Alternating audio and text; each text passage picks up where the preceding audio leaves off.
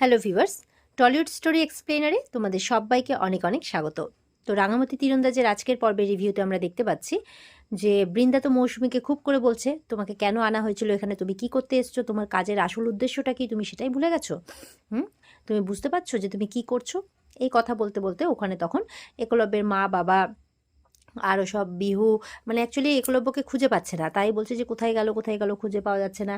তো ওখানে সব্যরাও আছে, কেউই খুঁজে পাচ্ছে না। তো সব জায়গায় দেখেছে, পাচ্ছে না। তো এবার বলছে যে একটু ফোন করে খোঁজ নিয়েছো যে বাড়িতে পৌঁছে গেছে কিনা। তো তখন অঙ্কুর আসে, বলছে হ্যাঁ পাঞ্চালি ফোন করেছিল রাঙাকে, তো পৌঁছে গেছে একলব্য।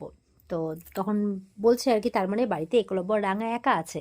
তো বলছে বিহু সবাইকে নিয়ে খাওয়া দাওয়া করে নাও, আমাদের তাড়াতাড়ি বাড়ি ফিরতে হবে, বড় বউ বলছে বৃন্দা।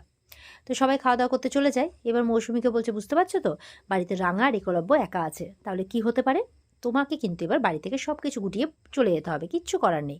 কারণ এই দুনিয়াতে না ভালো মানুষের কোনো জায়গা নেই, তাই বৃন্দা বসুর ডিকশনারিতে কিন্তু ভালো মানুষ কথাটাই নেই। সেই জন্য যদি পাওয়ার না খাটাতে পারো, কোনো জায়গা করতে পারবে না। সেই জন্য তোমার জায়গাটা তোমাকে রাঙাকে ভালো করে বুঝিয়ে দিতে হবে, তবেই রাঙা তোমাদের মধ্যে থেকে সরে যাবে। এই সব বুদ্ধি দিচ্ছে মৌসুমীও, হ্যাঁ হ্যাঁ করছে, ঠিক আছে কোনো ব্যাপার না। তো একলব্য দেখা যাচ্ছে বাড়িতে পৌঁছে গেছে। ঘরের মধ্যে ওই রাঙামতি যে ওর যে আরেকজন, মানে যে রাঙামতিকে বাঁচিয়েছিল, সে রাঙামতিকে এর আগের দিন একটু বন্দুক শেখাচ্ছিল, একটু কাছাকাছি এসে সেটা একলব্যের বারবার করে মনে পড়ছে। তো রাঙামতি ঘরে আসে খাবার দেওয়ার জন্য। তো একলব্য রেগে যায়, বলে এখানে কি করতে? তো রাঙা বলছে যে তোর খাবারটা এনেছি, খেয়ে নিস, তুই তো অনুষ্ঠান বাড়ি থেকে কোনো কিছু খেয়ে আসিস নি। বলে আমি খাবো না, নিয়ে চলে যাও, তাই বলছে। তো এবার রাঙা এগিয়ে আসে যে কি হয়েছে। তখন বলছে ছি, তুমি এরকম, বাড়িতে কেউ নেই এই সুযোগে তুমি তোমার আগের প্রেমিককে ডেকেছো। তো রাঙামতি বলছে তোর কি মনে হয় যে আমি তোর আগের বউ রাঙামতি? বলে নাটক করো না। বলে না আমি সত্যি বলছি। বলে সব তোমার মনে আছে। বলে না আমার কিচ্ছু মনে নেই, আমি যেটা প্রশ্ন করছি সেটার উত্তর দে, আমি কি সত্যিই তোর বউ, আগের বউ রাঙামতি? তো বলছে কারণ এর আগের দিন তুই বিহুকে যে বললি যে রাঙামতিকে খুব, মানে রাঙামতি কোনো খারাপ কাজ করতে পারে না, কারো ক্ষতি করতে পারে না, তার থেকে এটুকু আমি বুঝতে পেরেছি তুই তোর বউকে খুব বিশ্বাস করতিস। একলব্য আবার মন দিয়ে কথাগুলো শুনছে। একলব্য বলছে যে কি বলতে চাইছো তুমি? রাঙা বলছে আমি এটাই বলতে চাইছি যে 12 বছর আগে যে মানুষটাকে এতটা ভালোবাসতিস, এতটা বিশ্বাস করছিস, তার চরিত্রে অহেতুক দাগ লাগিয়ে মানে সেই ভালোবাসাটাকে নষ্ট করে দিস না।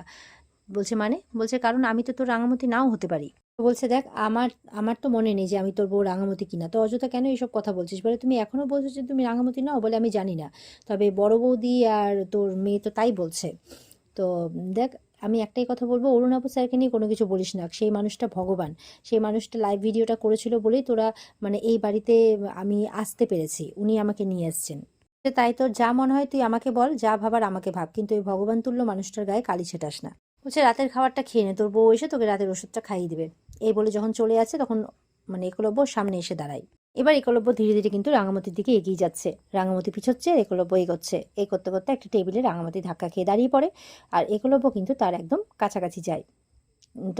রাঙামতিকে মানে টাচও করে। তো বলছে তোমার এই ছোঁয়াটাকে আপন মনে হচ্ছে না? তোমার মনে হচ্ছে না এই স্পর্শটা পেয়ে যে আমি তোমার উড়নবাবু? এখনো কি তোমার আমাকে মনে পড়ছে না? এই বলে কিন্তু রাঙামতির বেশ কাছাকাছি যাচ্ছে। আর ঠিক সেই সময় মৌসুমী এসে পড়ে আর তাদেরকে ওই অবস্থায় দেখে ফেলে। দেখে তো মৌসুমীর খুব খারাপ লাগে, বলছে কি হচ্ছেটা কি এখানে? তখন ওরা দুজনেই সরে যায়। আর এগুলো মানে রাঙাকে বলছে বাড়িতে কেউ নেই এই সুযোগে তুমি এই ঘরে কি করছো? একলব্য বলছে কেন, এই ঘরে কাউকে আসতে গেলে তোমার পারমিশন নিয়ে আসতে হবে। মৌসুমী তো বলছে একজন অজানা অচেনা মহিলা বিবাহিত পুরুষের ঘরে কেন ঢুকবে, তার মধ্যে বাড়িতে কেউ নেই। তো মৌসুমী বলছে, মানে রাঙা বলছে যে আমি শুধুমাত্র ওনাকে খাবার দিতে এসেছিলাম। বলে তুমি কেন এসছো খাবার দিতে? বাড়িতে কি আর লোক নেই? আর আমার স্বামীকে আমি খাবার দেবো, আমি ব্যবস্থা করবো, তোমাকে করতে হবে না, আর কখনো এই ঘরে একা একা তুমি আসবে না, তাই বলছে। তো ও রাঙা তো বলছে তুই আমাকে ভুল বুঝছিস। একলব্য বলছে মৌসুমী তুমি এমনটা কেন করছো? বলে তুমি চুপ করে থাকো, আমি যা কথা বলার বলবো। উনি একজন বিবাহিত পুরুষের ঘরে আসবেন না। বলছে রাঙামতিকে তুমি, বলে রাঙামতি তো নয়, উনি তো একবারও বলেননি যে উনি রাঙামতি, তাহলে তুমি ওনাকে জোর করে রাঙামতি বানানোর চেষ্টা করছো কেন? তখন বৃন্দাও চলে এসেছে ঘরে। বৃন্দা বলছে তাই তো, কেন মানে এই মেয়েটা ঢুকবে এই ঘরে, ঢুকে অন্যের স্বামীর সাথে ফষ্টি নষ্টি করবে? রাঙা বলছে সব তুই কী বলছিস? বলে একদম চুপ করে থাকো। আর মৌসুমীকে বলছে একদম তুমি এই মেয়েটাকে এই ঘরে অ্যালাউ করবে না, বলে আমি যা বলার বলে দিয়েছি।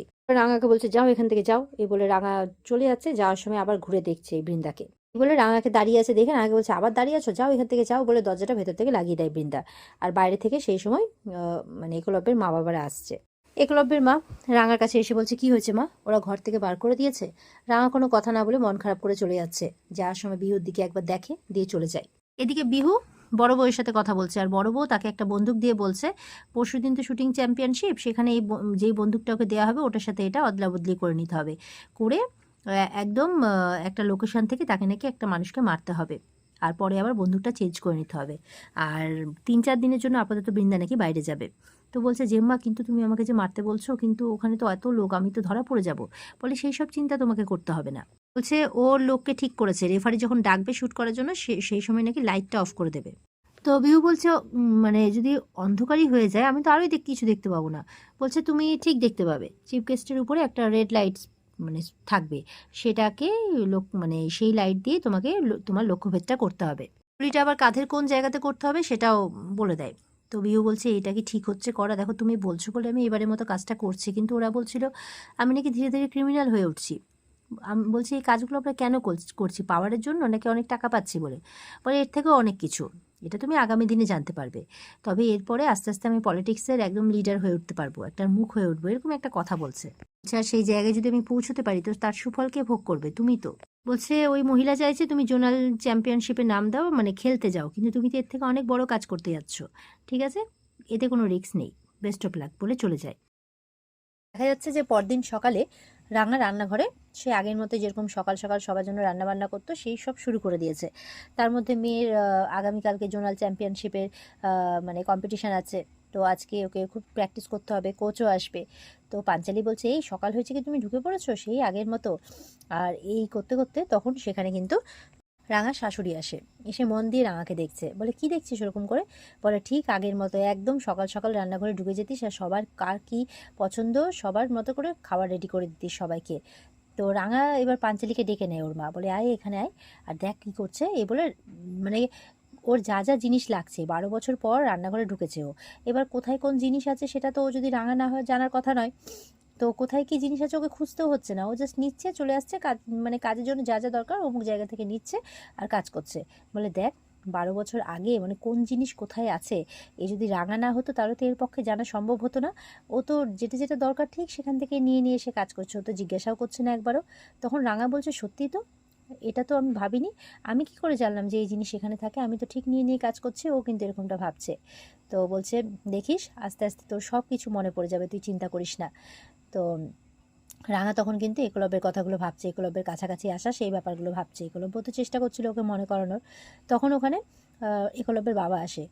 তো ওর বাবা বলছে সকালের চাটা, ওর মা বলছে চুপ করে দেখো দেখো।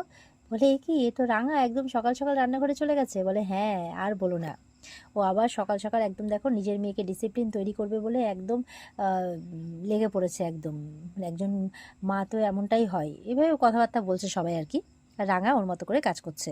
দিয়ে রাঙা একলব্যের বাবার জন্য চা নিয়ে আসে, বলে এই যে তোর চাটা তৈরি আছে চিনি ছাড়া। তো সবাই তো অবাক হয়ে যায়। রাঙার বাবা বলছে মানে শ্বশুরমশাই যে তুই কি করে জানলি যে আমার চা চিনি ছাড়া হয়? এবার ওর মা হাসছে, মানে পাঞ্চালিও হাসছে, আর রাঙা কিন্তু চুপ করে গেছে। আর এখানে আজকের পর্ব শেষ হয়ে যায়। তো এই ছিল আজকের পর্বের রিভিউ। আশা করি সবার ভালো লেগেছে। ভালো লেগে থাকলে পর্বকে লাইক কমেন্ট করে জানাতে ভুলবে না, আর আমাদের সাথে জুড়ে থাকতে চ্যানেলকে সাবস্ক্রাইব করতে ভুলবে না। দেখা হচ্ছে তোমাদের সাথে আগামীকালকে। সবাই খুব ভালো থাকবে। আজকের মতো পর্বের রিভিউ এই পর্যন্তই। বিস্তারিত দেখার জন্য অবশ্যই স্টার জলসার পর্দা রয়েছে। টাটা।